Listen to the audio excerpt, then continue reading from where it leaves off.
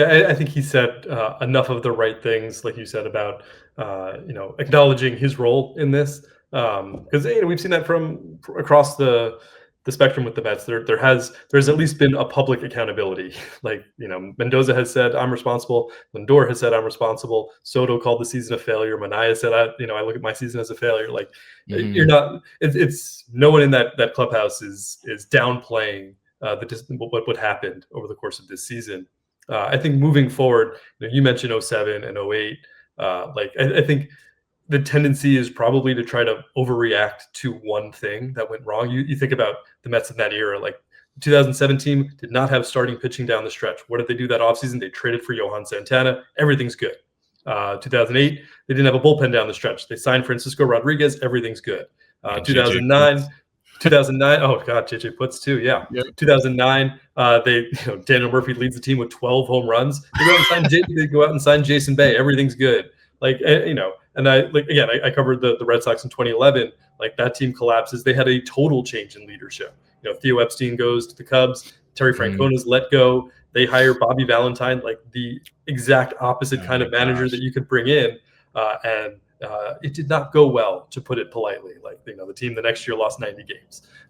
So I think it is really difficult to figure out the proper magnitude of reaction to something like this. Because again, it's not 17 games like in '07. It is 80, 90 games, 38 plus 55, 93 games that you got to try to account for. And I think it's been interesting that Stearns in his comments, someone asked about when was the pivot point, and I think most people will look at it.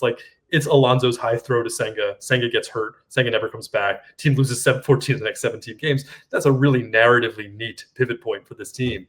Yeah. And Stearns has talked a couple of times about really looking in on those last 2 months, because I think at the trade deadline he thought they were in a really good spot. The trade deadline, they're leading the division. They're, I think, 2.5 games behind the best record in baseball at the time. They're right there. And they thought they had buffered, they bolstered their main weaknesses in the bullpen. And obviously none of that panned out. And the weaknesses across the roster were greater than they expected. So I think he was looking at those 2 months. And I think when you try to evaluate what they do next, I think it's probably best to look at the last 2 years and to say, okay, what is the state of our offense? What is the state of our pitching over that stretch? You're not going to treat Sean Manaea as a guy who just had a 5.9 ERA. But you probably should probably include a longer stretch of track record in there. Last year, they might have treated him like a guy who was just the 2.5 months that he was Chris Sale and decided that he could be our number one starter. We don't need to get a big innings eater behind him. So I think taking the totality of those 2 years, maybe even longer than that, when you're talking about a core of Pete Alonso and Brandon Nimmo and Jeff McNeil and those guys who've been here for a while with Lindor, that 5-year core, and deciding I'm not going to focus on 2 months. I'm not going to focus on 93 games or 162. I'm going to look at what we can reasonably expect from each of these guys going forward, and where's the weakness, where's the strength, and how do we project out a team that way and fill it in free agency, a free agency that is not particularly strong. I don't think they're going to sign another corner outfielder to a $400-500 million deal in Kyle Tucker. Beyond that, there's not there isn't the Johan Santana or Francisco Rodriguez out there that is kind of like the golden goose to solve what you think might be the biggest issue. Yeah, not in free agency. It feels like this is the offseason to pull the trigger on a trade like that. Because I think they got Johan in the trade, right? And they signed him to extension. It feels like it needs to be kind of one of those situations. I don't know if that's Joe Ryan. If you try to call the Marlins again on Alcantara, I know the asking price was insane in July, so I have no reason to think that's gone down after he did have a strong second half. But do they call them back up? Because we know they're not going to sign him. It's not going to happen. Or is there somebody else out there that they could be interested in? I think that's going to be interesting. Stearns didn't say very much about that. He kind of answered that one a little bit and just talked about the pitching that they currently have. But if, he's talking a lot about run prevention, that was really the narrative theme for him. I don't think you can go in with this rotation and one of the rookies and another experimental reclamation project. It worked in 2024. It did not work this year, and I don't think that's a gamble that he can afford to take again. Yeah, I mean, you look at their starting rotation, even without Montas and McGill for next year, you can plot it. There are 8 guys you can say could be opening day candidates in, Sure. Manaea and Holmes and Senga and Peterson, the 3 young guys in Sproat, Tong, and McLean, and then even Christian Scott coming off of Tommy John surgery could be a part of that mix. So you say, oh, they got decent depth, but it really does feel like a rotation that could use someone at the top to kind of bump everyone else down, make it a little bit easier on everyone else. You probably don't want Sproat, Tong, or even Scott to be in like the opening day rotation if you're being honest about it. So I think giving those guys more runway where they're not counted on is probably the way to go this offseason, and that kind of necessitates doing something at the top of the rotation. Yeah, and I think what they're going to do in terms of, you hit on it a minute ago, the players who are here that might not be anymore, I think is maybe one of the most interesting pieces of this, where, yeah, you don't want to overreact, but you do have a decently large sample size of this core, right? Leaving Soto out of it because this was his first year, obviously he's not going anywhere. But the core of Lindor, Alonso, Nimmo, even McNeil, they've been together since 2021. They've played 5 seasons together. 4 of those 5 seasons have ended in absolute disappointment, whether it was choking away a division, completely collapsing in 21 and 25, not remotely living up to expectations in 23.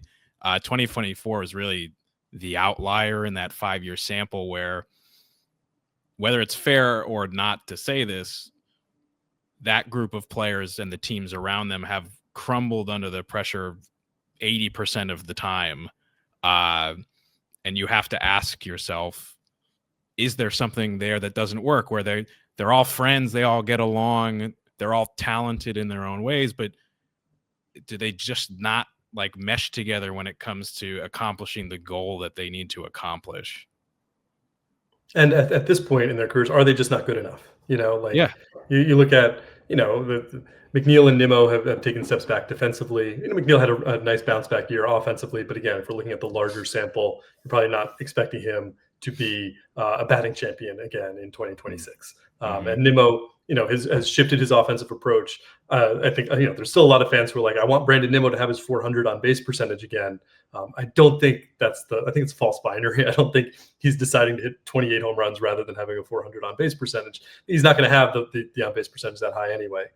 So I think he's done well to make himself offensively valuable. But this is a guy, when you sign him to an 8-year deal after 2022, you probably thought he was going to play center field for more than one of those 8 seasons. And now, with 5 years left on that deal, you're saying he's not even a plus corner outfielder for you.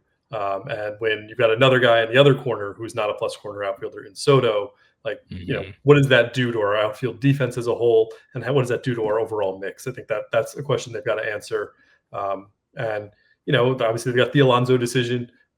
He had a rough year defensively, as good as he was offensively. This was his worst year defensively, I think, by metrics and by kind of the eye test.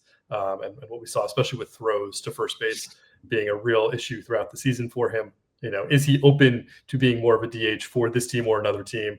What appetite is there in the industry to give him the 5 or 6 year deal he wants? Because I don't think the Mets are going to be the team that does that. So I think they will once again see, who else is all in on this guy to be there for their first baseman for a long stretch of time, whereas we might, prefer him to play a little bit more at DH in the short term and have him on a shorter term deal. That opens up the opportunities to move on. They've got some guys coming up through the system that might not be ready for opening day next year in Carson Benj and Jet Williams, but are part of the calculation when you're building the team. So there's a lot of, I think the position player group is not going to look, I don't think it's going to be like drastically different. I don't think we're going to see like 4 different guys traded, but I think it will be, that mix will not be the same as it was this year. Push comes to shove. Do you think they sign Alonso? I know that's the potentially $150 million question. I haven't done enough of the research around the league to see like what team is out there that might sign him. Like this time last year, I thought Washington would be a team that would like go in on him, and they instead went for Nathaniel Lowe in a way that didn't work out. So I don't know whether the Nats or like Texas or someone else who feels they need that big bat in the middle of the order decides this is our guy. We're gonna go after him and maybe overpay for him. So in the absence of that team right now, I'll say 51-49. He comes back to the Mets. Okay. But that's probably about where I was last year at this time. And we'll see how it plays out again this winter. Yeah.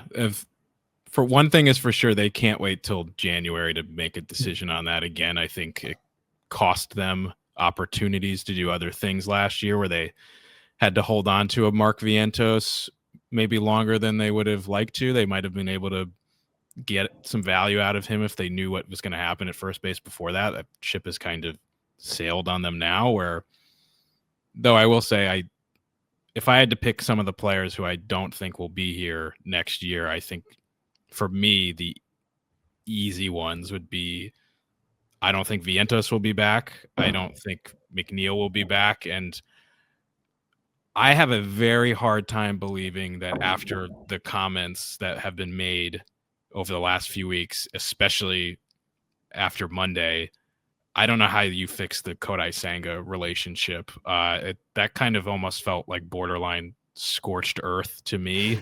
Do you agree, disagree on any of those three guys? Yeah, I think how they juggle those infielders. You mentioned Vientos. I think Beatty has probably solidified himself. But in the same way that Vientos had in 2024, like your hierarchy of those guys has been shifting a lot over the last 3 years, and kind of on a monthly basis. I think Beatty looks like, if you're looking for two-way players, and that's one of the comments we had in our story was this scout going, all their best hitters are terrible defenders, and vice versa, and that's a problem. And Beatty is a guy who, his offensive ceiling probably not what Vientos's is, but he's going to be a solid. He's turned himself into an average to above average third baseman with the ability to stand at second base in a way that has exceeded my expectations for sure. So I think he's probably part of the solution here. Vientos, Mauricio, what they decided to do with those two guys. Like you said, McNeil has 1 year left on the contract. They could decide that this is the time to get out of that. He still has some value. Probably have to pay down a little bit of it, and you probably aren't getting a huge return for him, but could help another team. It's not a pure salary dump at this point. And then Senga, like you said, they haven't been on the same page with him for a while. They've been a little bit more open and public in their criticism of him, even the last 2 years than some other guys. So I think that suggests that they would be more open to moving him than they would otherwise. And it's 2 years and $30 million. It's still a reasonable contract, so that where you could get something back, that's less than Frankie Montas signed for last year.